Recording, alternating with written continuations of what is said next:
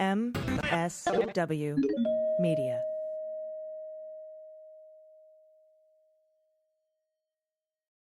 Thanks to Avast for supporting the Daily Beans. With Avast One, you can confidently take control of your online world by helping you stay safe from viruses, phishing attacks, ransomware, hacking attempts, and other cybercrimes. Learn more about Avast One at avast.com. News with swearing. Daily Beans, Daily Beans. Daily Beans, Daily Beans.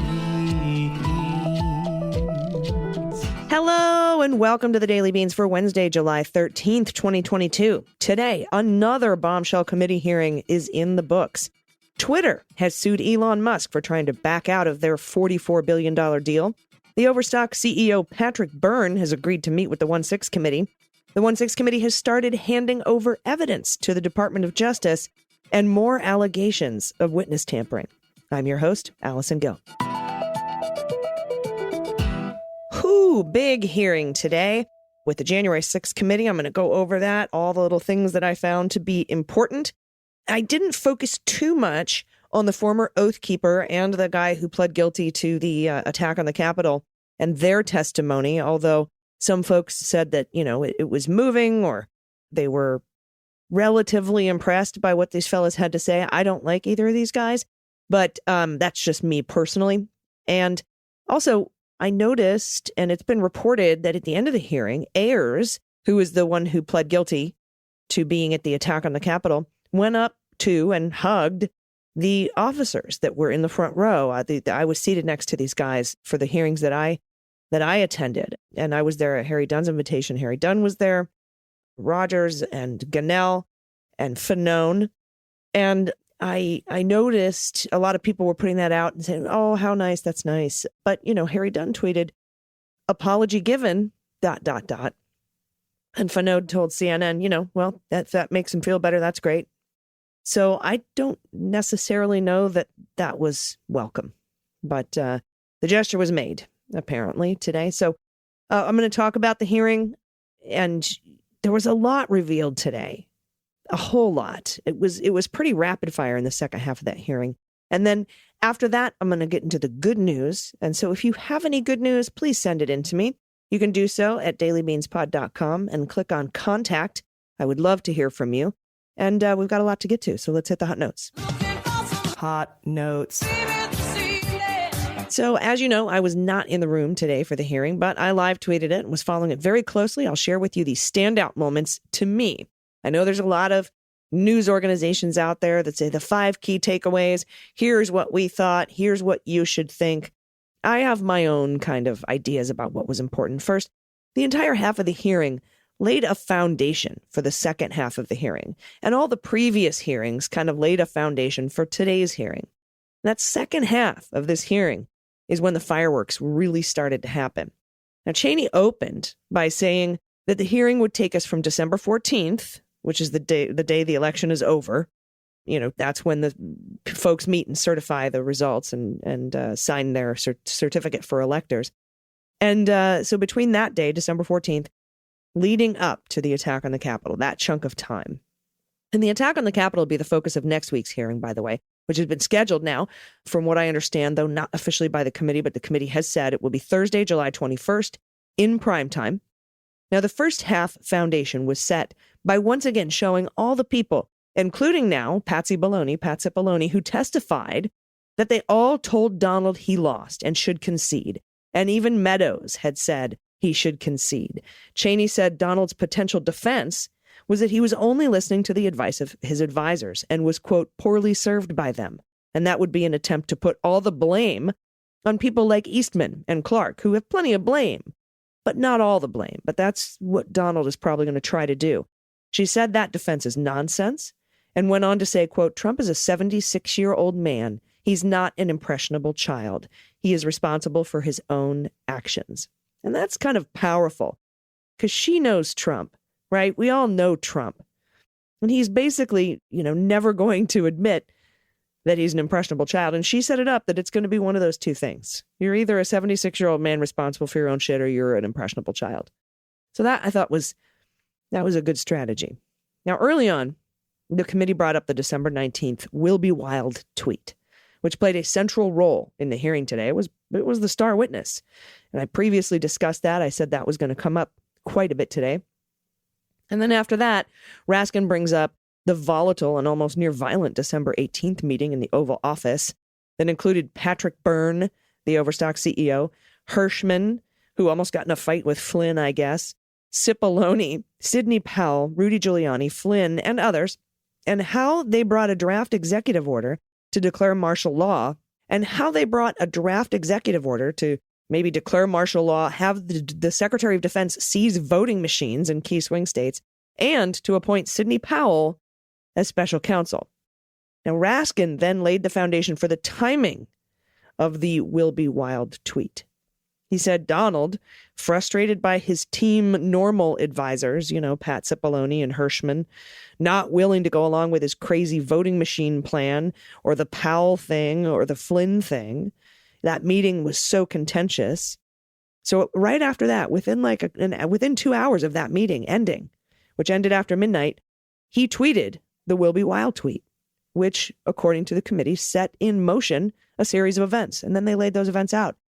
And this is where I think we got the first bit of big news. This was a big flashbang for me, and is yet more evidence that even Team Crazy knew there was no evidence of voter fraud. And that's that Rudy's lead counsel, Bernard Carrick, emailed Mark Meadows and conceded, hey, we can look for evidence later. We can investigate later. What we need to focus on now is moving the legislators. And that makes sense, since Donald told the Department of Justice to just announce the election was corrupt and that he and Republicans in Congress would, quote, do the rest. And Justin Clark, a Trump attorney, and the same lawyer, by the way, that was questioned by the FBI in the Bannon contempt case, Justin Clark told the committee that Rudy didn't have any evidence, and Hutchinson testified that Meadows knew there wasn't evidence of voter fraud and moved on at that point, she said, seemingly to focus on the Eastman plan. Now, after that crazy December 18th meeting, Donald sent the "will be wild" tweet, and within hours, Raskin says, Cindy Chaffain rescheduled her rally from after Inauguration Day to January 6th. Ali Alexander registered wildprotest.com. Alex Jones promoted January 6th protest and told everybody it's good, come, we're going to take the country back. Tim Pool, another right-wing podcaster, promoted it. Matt Bracken told his audience to occupy the Capitol on January 6th.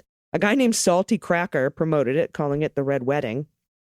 And Tario created the MOSD, which we've talked about, and began planning the assault on the Capitol with those guys, the Proud Boys. We also got testimony from a former Twitter employee who disguised their voice, who said, my concern was that the former president was speaking directly to extremist organizations and giving them directives, and that he was worried Donald was using Twitter to incite violence, and that Twitter didn't stop him because they loved being the conduit for it. And the former owner of thedonald.win, which is a website where a lot of this planning went on, told the committee that after the tweet, everything else was shut down and the focus was on January 6th. Bring handcuffs and wait near the tunnels. Body armor, knuckles, shields, bats, pepper spray, whatever it takes. And that sort of ended the first half of the hearing. They took a recess. And that was just the setup. And then the first big hit of the second half came right away with the news that hours after the tweet, Kelly Meggs declared an alliance among Oath Keepers, Proud Boys, and Florida 3%ers. Within hours, Tario launched the encrypted MOSD chat, and they worked with Trump allies, including Flynn. And then they showed several pictures of Flynn with a bunch of Oath Keepers. They brought up the Friends of Stone encrypted chat group that we've reported on here at the Daily Beans, where Stone was communicating with the likes of Rhodes, Enrique Tarrio, and Ali Alexander. And then one of the biggest stories of the day, the evidence that the attack on the Capitol and Donald telling his mob to head to the Capitol was planned in advance. It wasn't just a spur-of-the-moment thing he thought of at the last minute and stuck in his speech, right? That's his defense. But the committee showed a draft tweet that they got from the National Archives that said, this is a draft Trump tweet, I will be making a big speech at 10 a.m. on January 6th at the Ellipse. Please arrive early. Massive crowds expected. March to the Capitol after. Stop the steal. And that's huge. And it's not the only evidence they presented that this plan was known about well in advance. Kylie Kramer sent a text to the Pillow Man, Mike Lindell, on January 4th saying, "This stays between us," but POTUS is to just call for it. He's going to just call for it unexpectedly to march to the Capitol.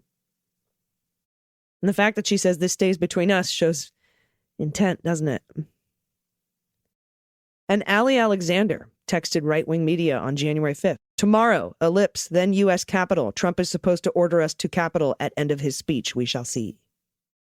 And in an email from Mo Brooks to Mark Meadows setting up a meeting with members of Congress for December 21st, White House meeting December 21st regarding 1-6. Only citizens can exert the necessary influence on senators and congressmen to join this fight against voter fraud. Now, according to the White House visitor logs, that meeting on December 21st was attended by the following members of Congress: Harris, Biggs, Matt Gaetz, Louis Gohmert, Gosar, Harris, Jody Heiss, Jim Jordan, Scott Perry, and Marjorie Taylor Greene. Yeah, and these members of Congress were discussing the Eastman theory, and Cipollone confirmed all of this in his testimony, that the Eastman theory had no validity. And on January 4th, Eastman met with the president and the vice president. Cipollone tried to go to that meeting, but was turned away. Quote, "I did walk to that meeting, and I ultimately did not attend. The reasons for that are privileged." And then another bombshell.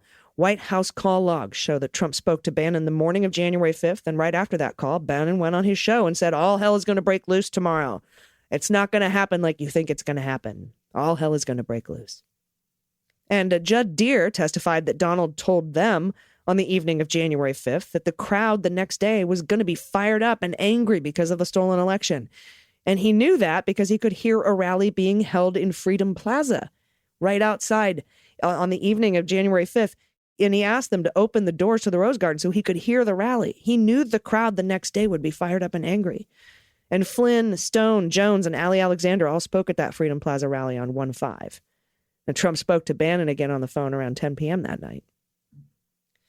Then we learned that Donald had some lines about Pence in his ellipse speech, and Hirschman advised him to take them out. So he did. But then Donald had a call with Pence, that call with Pence where Pence informed him he wasn't going to go along with his plan. And that's when Donald added the Pence stuff back into the speech. And finally, the story of the day, another, quote, witness tampering, unquote, warning from Liz Cheney. And this is alleged witness tampering. She announced that Donald Trump himself called one of their witnesses right after the last hearing with Cassidy Hutchinson. A witness Cheney says we have not heard from yet at all, and that the witness did not take the call, but told their lawyer about it. And then their lawyer told the committee about it. And then the committee referred that information to the Department of Justice, which kind of answers my previous query about whether the committee told the DOJ about the Hutchinson intimidation, which we have to assume they did, if they did in this case, because this time the call wasn't even made. I mean, it was made, but it wasn't answered. In the Hutchinson one, she took those calls. And as you know, I believe, though no one else is talking about it, maybe it's because I'm nuts, I don't know, I think the DOJ is investigating obstruction of this committee. As evidenced by the subpoena, the Department of Justice sent Navarro asking for his communications with Donald Trump about his committee subpoena, and the DOJ obtaining Bannon's lawyers' call and email records. That's Costello. And there's been no one that has asked the DOJ if they're investigating obstruction, nor would the DOJ say they were if they were, but Cheney confirmed today that the Department of Justice knows at least about this latest episode of Donald himself attempting to call a committee witness. Now, folks have asked me who I think the witness could be. I really have no idea. It's someone we haven't heard from or seen yet. There are 1,000 people that have testified before the committee. Though if he was prompted to call after the Hutchinson testimony, it had to have been somebody she mentioned or that her testimony reminded him of, made him think about. I'm not sure. I went back over her testimony. I can't figure it out. I don't know. But the next January 6th committee hearing will be next Thursday, July 21st, during prime time. That's according to 3 sources familiar with the planning. It'll be the 8th in a series, as we know. Benny Thompson declined to say after today's hearing whether next week's hearing would be one of the panel's last, if it would be the last. He say, but he did say it would be the last one at this point. So we don't know. Thompson also told CNN today that the committee has started producing information to the Department of Justice relevant to the DOJ's request for interview transcripts. They've started handing over the interview transcripts, which is good because they need those to look for consistency. And former Overstock CEO Patrick Byrne, who was mentioned today during the hearing, was at that meeting, that December 18th contentious meeting. He's an ally of Trump, is expected to meet Friday with the House Select Committee investigating January 6, 2021. That's according to 3 sources familiar with the matter. There have been no ground rules or topics defined. The meeting will be behind closed doors as per usual. I should say per usual or as usual, not as per usual. Excuse me. A spokesperson for the committee declined to comment, as did an attorney for Patrick Byrne. Byrne played an active role supporting efforts to question and push baseless claims about the 2020 election, including attending that meeting at the White House that I talked about. Flynn was there, Powell was there, and it focused on the ideas to block Joe Biden's certification. White House officials in the meeting pushed back at ideas, as we know, in heated exchanges. So that'll be interesting that he's testifying. Now, this is a news story, and this blows my mind. This is from Mother Jones. This is exclusive reporting. And on the evening of October 31st, 2020, so before the election, Bannon told a group of associates that Trump had a plan to declare victory on election night, even if he was losing. Trump knew that the slow counting of Democratic-leaning mail-in ballots meant the returns would show early leads for him in key states. That's the red mirage. His strategy was to use this fact to assert that he had won, while claiming that the inevitable shifts in vote totals toward Joe Biden must be the result of fraud. They saw it coming. They knew about it. And quote, what Trump's going to do is just declare victory, right? He's going to declare victory, but that doesn't mean he's a winner. He laughed and he told the group, according to audio of the meeting obtained by Mother Jones. He's just going to say he's a winner. Quote, as it sits here today, Bannon said later in the conversation, describing a scenario in which Trump held an early lead in key swing states, at 10 or 11 o'clock, Trump's going to walk in the Oval, tweet out, I'm the winner, game over, suck on that. That's what Bannon said. Trump's plan to falsely declare victory while tens of millions of votes were still being counted was public knowledge even before the election. Axios reported on the scheme at the time. Bannon himself discussed the idea on November 3rd, Election Day, in his War Room podcast. Weeks earlier, Bannon had interviewed a former Trump administration official who outlined how Trump would use allegations of fraud to dispute an electoral defeat and would seek to have Congress declare him the winner. Last month, the congressional committee investigating January 6th detailed how Rudy convinced Trump to go ahead with the victory declaration after 2 a.m. on November 4th over the objections of campaign staff. Frankly, we did win this election, Trump insisted in that famous news conference, or infamous, I should say. The nearly hour-long audio obtained by Mother Jones is new evidence that Trump's late-night diatribe, which came a few hours later than Bannon had anticipated, followed a pre-existing plan to lie to Americans about the election results in a bid to hold on to power. The new recording stands out for the striking candor and detail in which Bannon describes a scheme to use lies to subvert democracy. Bannon also predicted that Trump's false declaration of victory would lead to widespread political violence, along with crazy efforts by Trump to stay in office. Bannon and his associates laughed about those scenarios at various points in the recording. And of course, Bannon and his attorney, Robert Costello, did not respond to questions about it. And Twitter is suing Elon Musk.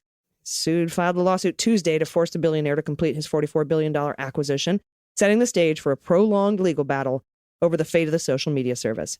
Musk agreed in April to buy Twitter, but declared last week he intended to walk away. To push Mr. Musk to abide by the acquisition agreement, Twitter sued him in Chancery Court in Delaware. The court will determine whether he remains on the hook for the purchase or whether Twitter violated its obligation to provide Musk with the data he requested, entitling him to walk away. Quote, Musk refuses to honor his obligations to Twitter and its stockholders because the deal he signed no longer serves his personal interests.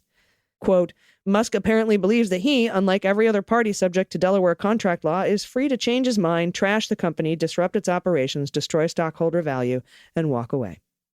At the heart of the case is the issue of disclosure. To terminate the deal, Mr. Musk claimed that Twitter balked at handing over information about spam bots, also known as fake accounts, on the platform.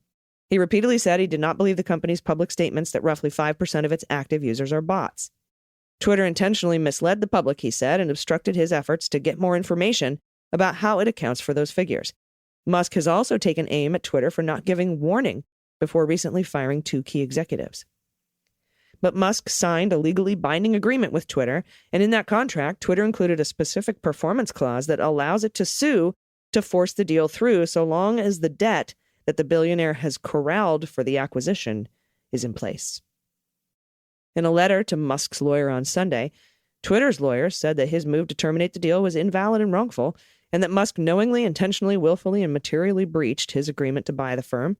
The company has said that it's confident its figures about spam accounts are correct, and that it uses experts in spam to audit the count and ensure its accuracy. In its suit, Twitter argued that Musk, who also leads the automaker Tesla, as we know, wanted to exit the deal because of changes in the stock market that affected his wealth. Tesla's stock has fallen quite a bit in recent months. Twitter said the billionaire used his complaints about bots as a pretext to wriggle out of the agreement. Musk also broke an agreement not to publicly insult Twitter executives, and he covertly abandoned his efforts to secure debt funding for the deal. In doing so, the social media company said he breached his obligations to use reasonable best efforts to get the deal done. Twitter is seeking a 4-day trial this September. The deal has a deadline of October 24th to be completed. Should the transaction still be awaiting regulatory approval at that time, Musk and Twitter would have another 6 months to close it. All right, we will be right back in a moment with the good news. And if you have any good news, please send it in at dailybeanspod.com and click on contact. Stick around. We'll be right back. After these messages, we'll be right back. Hey, y'all, it's AG. As you know, I used to struggle with falling asleep and staying asleep till I started using my custom mattress from Helix. Helix Sleep has an online 2-minute sleep quiz that takes just quick. It's so easy and it's so user-friendly. And it matches your body type and sleep preferences to the perfect mattress for you. They have several different mattresses to choose from: soft, medium, firm, cooling down, body temperature regulating mattresses, which are great for hot flashes, by the way. Spinal alignment mattresses. They have a Helix Plus mattress for plus-size sleepers. I took the quiz. I was matched with the Helix Midnight because I'm a side sleeper and I like a medium firm bed. And all of my sleep problems have disappeared. I love it so much. Helix is awesome, but you don't have to take my word for it. They were awarded #1 best overall mattress pick of 2020 by GQ and Wired magazine. And Helix has been recommended by leading chiropractors and doctors of sleep medicine to solve your sleep problems. So just head to helixsleep.com/dailybeans, take that 2-minute sleep quiz, and they'll match you to a customized mattress that will give you the best sleep of your life. They'll even ship it to you for free. And if you don't love it, they'll come and pick it up and give you a full refund. But you will love it. They have a 10-year warranty. You get to try it out for 100 sleeps without risk. And they have financing options available at Helix, and they have flexible payment plans too. So it's, they'll work with you. And Helix right now is offering up to $200 off all mattress orders and 2 free pillows. So you can get rid of your My Pillow pillows. 2 free pillows when you go to helixsleep.com/dailybeans. Again, that's Helix Sleep, HELIX sleep.com/dailybeans for up to $200 off all mattress orders and 2 free pillows. And it's not just important to protect your sleep. It's important to protect your identity and your data online. And that's where Avast has you covered. Avast has been a global leader in cyber protection for over 30 years. 30! And is trusted by over 435 million users and has prevented 1.5 billion attacks each month. Avast empowers you with digital safety and privacy no matter where you are, who you are, how you connect, and it allows you to enjoy the opportunities that come now with being connected on your own terms, so you feel safe. Introducing Avast One. Avast One is their best protection yet, giving you everything you need to take control of your safety and privacy online. It's accessible through a single, easy-to-use interface. Avast's privacy features keep your identity and actions hidden while you're online, with their security solutions to stop malware, phishing, and virus attacks help protect you too. And their performance products clean up and speed up your devices amazingly, so it makes your life safer and faster. Avast even has a free version that includes all the essential features, such as free antivirus, free VPN, and free firewall protection, because everyone deserves to feel safe and secure. Some of my favorite features are the firewall protection, keeps my personal information secure, stops attacks that seek to access my computer and steal my data, and the ransomware protection. It secures photos, documents, and other files from being modified, deleted, or encrypted by ransomware attacks. Thanks to Avast for supporting the Daily Beans. Confidently take control of your online world with Avast One. It helps you stay safe from viruses, phishing attacks, ransomware, hacking attempts, and other cybercrimes. You can learn more about Avast One at avast.com. Just check it out. You have to check it out, avast.com. You'll be glad you did. Hey everybody, welcome back. It's time for the good news. Who likes good news? Everyone? Then good news, everyone!